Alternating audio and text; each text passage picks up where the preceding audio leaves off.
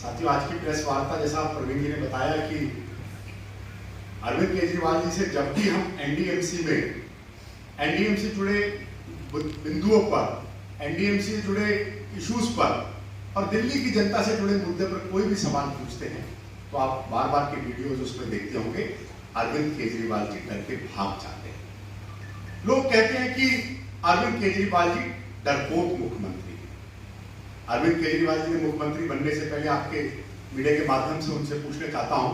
कि आपने बड़े बड़े वादे किए थे, जनता दरबार लगाएंगे, जनता के साथ सीधा संवाद करेंगे, जनता से बात करेंगे, पर आप तो उस एनडीएमसी काउंसिल की बैठक में जिसको आप चेयर करते हैं, एनडीएमसी के इतिहास में इतने सालों में पहली बार हो रहा है कि जो चेयर करने वाला है, मैं पुनः रिपीट करता हूं कि एनडीएमसी के इतिहास में पहली बार हो रहा है, जो चेयर करने वाला है वो क्वेश्चंस का जवाब ना देकर मीटिंग को स्थगित करके भाग जाते हैं। ऐसा मैं नहीं कह रहा, ऐसे रिकॉर्ड्स और भागते हुए की वीडियो दिखाई जाती है।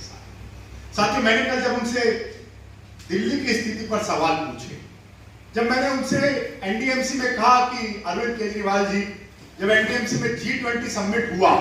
और वहां हमने आरटीआई भी लगा के पूछा तो G20 समिट के डेवलपमेंट में, G20 समिट की ब्यूटिफिकेशन में आप नहीं आए, तो उसके पास उनके जवाब नहीं थे। जब कल की काउंसिल की मीटिंग में हमने उनसे एयर पोल्यूशन पे बात की तो आपको हैरानी होगी, उन्होंने कहा कि हाँ बात करते हैं, थोड़ी देर में बात करते हैं, आपने वीडियोस में देखा होगा, जवाब नहीं बन रहा था। मैंने उनसे कहा, अरविंद केजरीवाल जी, आपका एनडीएमसी अपनी नई दिल्ली विधानसभा में 0 कंट्रीब्यूशन है, ऐसा मैं नहीं, ऐसा आरटीआई बताती है, पर फिर भी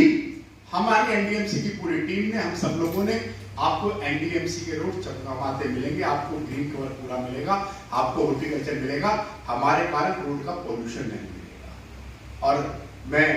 आज कल एक उसी से जोड़ती हुई बात करता हूं कि कल एक चीफ सेक्रेटरी जी की अध्यक्षता में एक मीटिंग थी, बड़ी महत्वपूर्ण मीटिंग थी, जिसकी मिनट्स आप लोगों के पास आएंगे और उसको जब मिनट्स आपके पास आएंगे उसके मिनट्स की उसकी जो मीटिंग की जानकारी है, उसमें दिल्ली में 5 नोडल ऑफिसर लगाए। वो 5 नोडल ऑफिसर्स थे और उस मीटिंग में सारे एचओडीज थे, चाहे पीडब्ल्यूडी के थे, चाहे एमसीडी के थे। लड़ाई करंट में जो दिल्ली के पोल्यूशन का एक बड़ा कारण है वो दिल्ली की सड़कों में गड्ढे। मैं पुनः रिपीट करता हूं कि दिल्ली की सड़कों में गड्ढे हैं, गड्ढों में सड़कों में गड्ढे हैं। और गड्ढे क्यों हो रहे हैं? दिल्ली जल बोर्ड अपना काम कर देता है और उनको पूरा गड्ढे खोद देता है, ना तो जल बोर्ड का काम पूरा होता है, ना वो गड्ढे भरे जाते, वो गड्ढे और कंस्ट्रक्शन बेस्ड मामले। पीडब्ल्यूडी के लोग जो भ्रष्टाचार में डूबे हुए, उनके अफसर जो पहले कुछ अंदर भी जा चुके हैं, वो पीडब्ल्यूडी जब काम करके रोड को अधूरा छोड़ देती है, तो अगर आप जाएंगे, आप मेरे साथ कभी चल के देखेंगे तो बवाना की तरफ जाएंगे, आप बेगमपुर की तरफ जाएंगे, आप मुंडका की तरफ जाएंगे, आप नॉर्थ ईस्ट दिल्ली की तरफ जाएंगे, आप कहीं भी जाके देखेंगे तो ऐसे दिल्ली जल बोर्ड के काम करे हुए गड्ढे, पीडब्ल्यूडी के गड्ढे आपको बतेरे उन रोड्स पे दिखेंगे। केजरीवाल जी के पास जवाब नहीं था। मैंने उनसे कहा, अरविंद केजरीवाल जी, आप पराली जलाने का बहाना करते थे कि पराली जल रही है और जब पंजाब में हमारी सरकार आएगी तो एक भी पराली नहीं जलेगी। दिल्ली की जनता को मैं ऐसे झूठे बातें करते थे, झूठ बोलने में तो एक्सपर्ट है, मीटिंग से भागने में एक्सपर्ट हो गया अरविंद केजरीवाल जी। तो मैंने कहा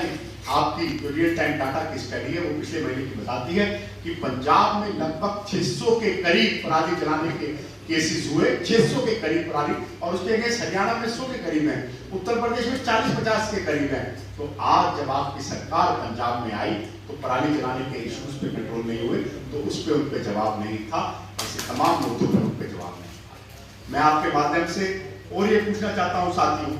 कल उनके 2 मंत्रियों ने प्रेस करी। प्रेस का इशू था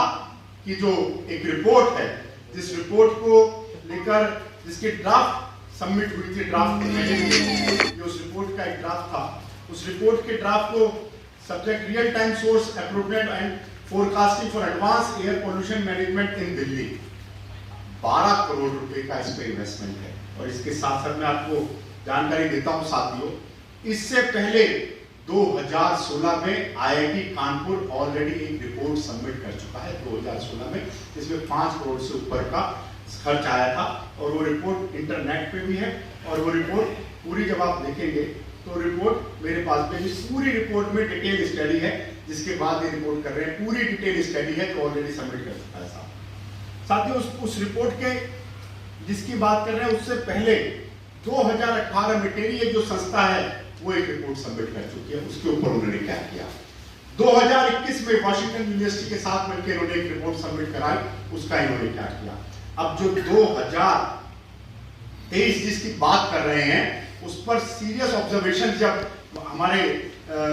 यहाँ पर दिल्ली सरकार जो इन्हीं के अंडर है, उन्होंने पैरा 261 की एक सीरियस ऑब्जर्वेशन लगाई that it is thus clearly seen the first seasonal report which is linked to the release and the second installation not secretary cannot be accepted by the DPCC। DPCC में Bharatiya Janata party के लोग नहीं, दिल्ली सरकार के अधिकारी। ऐसी जानकारी आ रही है कि उस रिपोर्ट को इस तरह से सबमिट कराया जा रहा है। मैं सीधा अरविंद केजरीवाल और उनके सिस्टम पे आरोप लगा रहा हूं कि जो ब्लेम गेम की राजनीति वो करते हैं कि रिपोर्ट ऐसी सबमिट हो जिसमें बताया जाए कि दिल्ली का पोल्यूशन दिल्ली के कारण नहीं है साथियों, वो हरियाणा के कारण हो गया, वो उत्तर प्रदेश के कारण हो गया। अब पंजाब को नहीं लिखेंगे क्योंकि वहां सरकार आ गई उस रिपोर्ट को। दूसरा पैरा उसी के जो कल इस रिपोर्ट की बात करते हैं उसके 264 का पैरा में है, इन view of the dissatisfactory modeling and the absence of validation along with the other above mentioned disappearance, para 259 it is suggested that the MOU with the IIT Kanpur may not be extended। तो दिल्ली सरकार के अफसरों ने